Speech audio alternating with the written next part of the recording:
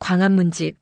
그 책 한 권에 100년 전 왕실이 저지른 국가적 죄악이 담겨 있었습니다.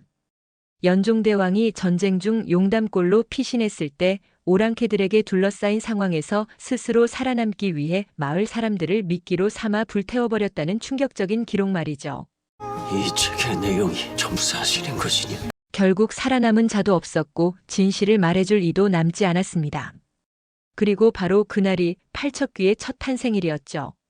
이 사실을 알고 있던 최원우는 이 문집이 공개되면 자신의 가문은 물론이고 왕조의 핵심을 지탱해온 사대부 집안이 붕괴될 것이 분명했기에 광안문집은 절대 세상에 나와선 안 된다고 하면서 그 책을 불태우려 했지만 불꽃이 피어오르기 직전에 강철이가 그것을 낚아채버리죠. 이 책 하나로 진실이 밝혀진다면 수백 년의 억울한 원혼이 떠날 수 있는데 그걸 무시한 당신이야말로 진짜 죄인 아니야. 강철의 말에 움찔하는 최원우. 그러나 그는 끝내 말합니다. 진실이 밝혀져도 돌아오는 건 피와 분열뿐일 테다. 그 같은 시각 궁에서는 이상한 일이 벌어지고 있었습니다.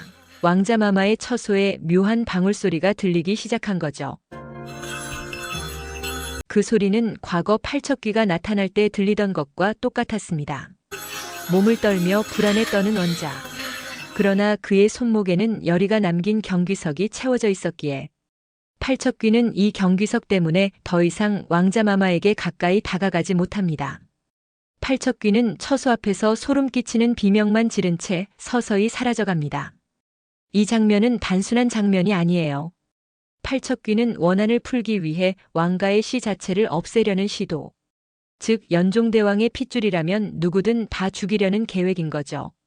그리고 그 경귀석이 열이의 손에서 떠났다는 건 곧 열이에게는 이제 팔척귀를 막을 힘이 없다는 뜻이기도 합니다. 물론 열이 곁에는 강철이 있긴 하지만 말이죠. 13회 예고편에서 가장 충격적인 장면은 뭐니 해도 팔척귀가 자신의 몸에서 윤갑의 영혼을 토해내는 장면이 아닐까 싶어요. 그리고 어머니와 열이 강철의 모습을 보며 윤갑 영혼은 다 빼앗겼다면서 온 몸을 떨며 울고 있는 모습이 보이죠. 이 장면은 단순한 혼령의 부활이 아닙니다. 팔척귀는 윤갑의 기억을 조작해서 강철 때문에 열이가 자신을 버렸다는 원망으로 채워놓았고 그 분노를 이용해 윤갑을 새로운 악령으로 바꾸려는 계획이었죠. 풍선, 즉 팔척귀는 말합니다. 그리 원한이 더 차오르거라. 그리고 예조판서 안석주에게 이런 부탁을 하죠. 검서관 윤갑놈만 끌어내주시면 돼유라고. 아마도 풍사는 윤갑 몸에 들어가 있는 강철이를 유인해서 윤갑 영혼으로 하여금 강철을 제거하려는 계획인 것 같아요. 그러나 열이는 풍산의 계획을 눈치채고 이용당하고 있는 윤갑을 바라보다가 눈물을 흘리며 외칩니다. 윤갑나리 나리를 단 한 번도 잊은 적이 없어요. 전 팔척귀에게 잡혀먹힌 윤갑나리를 구하기 위해 줄곧 이곳에서 방법을 찾고 있었답니다. 그런데 이렇게 윤갑나리를 다시 볼 수 있게 되어 얼마나 기쁜지 몰라요. 이어서 그녀는 그의 기억을 자극합니다. 어릴 적 용담골에서 할머니도 잃고 혼자인 저를 유일하게 사람으로 대해주신 윤갑나리를 제가 어찌 잊을 수 있겠어요. 그리고 윤갑나리가 용담골을 떠나시는 날 다시 꼭 데리러 오겠다고 했던 그 약속을 기억하며 살아온 나날들이었어요. 기억 안 나세요? 제가 정성 들여 만든 팔찌를 수줍어하며 건넸던 일 모두 진짜였던 감정이었어요. 팔척귀의 검은 기운이 서서히 흔들리기 시작합니다. 윤갑의 혼령은 잠시 제정신을 되찾고 열이를 마주보며 중얼거립니다. 정말 나였어? 여전히 나였어? 그러나 그 찰나 팔척귀는 또 다른 기억의 조각을 밀어넣습니다. 윤갑의 죽음, 열이의 비명, 강철의 웃음. 그놈이다. 내 몸을 빼앗아 너 대신 열이 곁에 선 놈. 윤갑의 눈이 번뜩이고 광기의 기운이 일어납니다. 그는 강철에게 검을 들이댑니다. 강철은 한 발짝도 물러서지 않으며 말하죠. 윤갑, 나를 오해해도 좋아. 하지만 열이는 내가 아끼던 그대로의 열이야. 그 애는 널 지우지 않았어. 한치 앞도 양보하지 않는 두 남자에게 열이는 울부짖으며 외칩니다. 이게 팔척귀의 계획이에요. 싸우지 마세요. 지금 싸워야 할 상대는 서로가 아니고 팔척귀란 말이에요. 그러나 윤갑의 마음은 뒤섞인 채로 갈피를 못 잡고 결국 둘 사이의 칼날은 마주치고 맙니다. 그 싸움 뒤편 숨어있던 풍산이 흐느끼듯 웃으며 속삭이기를. 그래, 바로 이거지.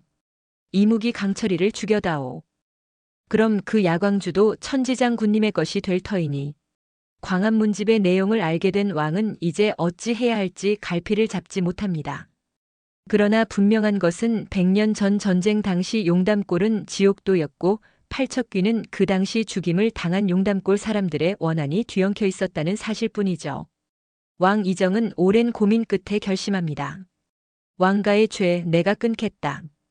팔척귀는 강철이와 열이 그리고 왕이 자신의 계획을 방해하고 자신을 천도시키려는 계획을 알게 되고 최후의 수를 꺼냅니다.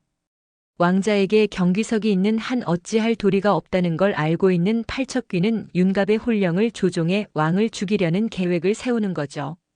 윤갑은 열이와 팔척귀 사이에서 갈등하고 결국 열이는 마지막 선택을 합니다. 팔척귀가 처음 탄생한 마을. 그 원한의 뿌리를 뽑기 위해 다시 홀로 용담골로 떠납니다. 결국 13회의 관망 포인트는 윤갑은 완전히 타락해서 팔척귀의 원한을 풀어주는 도구가 될까요? 그리고 홀로 용담골로 떠나는 열이는 과연 팔척귀가 가진 원한을 끊고 진실을 세상에 밝힐 수 있을까요? 마지막으로 강철은 이런 열이를 지켜낼까요? 댓글로 여러분의 뇌피셜 기다리겠습니다. 우리는 다음 회차에서 반드시 진실과 마주할 겁니다. 이제 사랑과 복수, 역사와 원한이 마지막 춤을 추는데요. 팔척귀의 마지막 장 그 끝은 당신이 무엇을 상상해도 그 이상일 거예요. 구독과 좋아요는 열이의 경기석입니다. 절대 잊지 마세요.